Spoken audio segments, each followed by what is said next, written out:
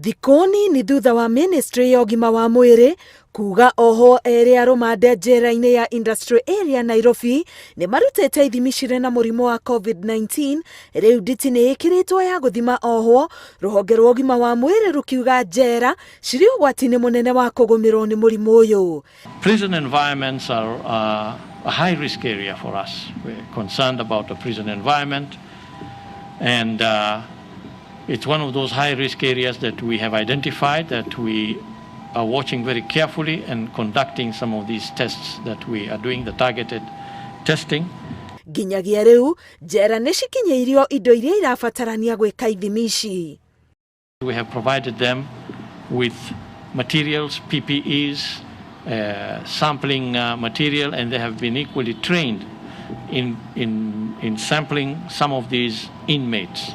Iri njira imwe ya kunyihia muhatikano njera-ini, oho 7,000 ni marekereirio kuma njera kuma riria murimu wa COVID-19 wanirirwo Kenya.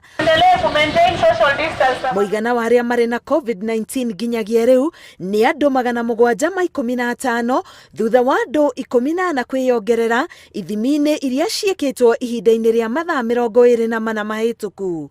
Andu 3 ni makuite magikinyia muigana wa ikuo 36. Oho andu 8 ni marekereirio keheri-ini thutha wa kuhona. Kuringana na mwandiki mukaru ministry-ini ya maundu ma nja wa bururi Macharia Kamau augite ona gutwika thirikari no irathie na mbere na kuhe a Kenya aria mari nja wa bururi kanya ga kuinuka mucii, aingi ao marona ari wega guikara o kuria mari.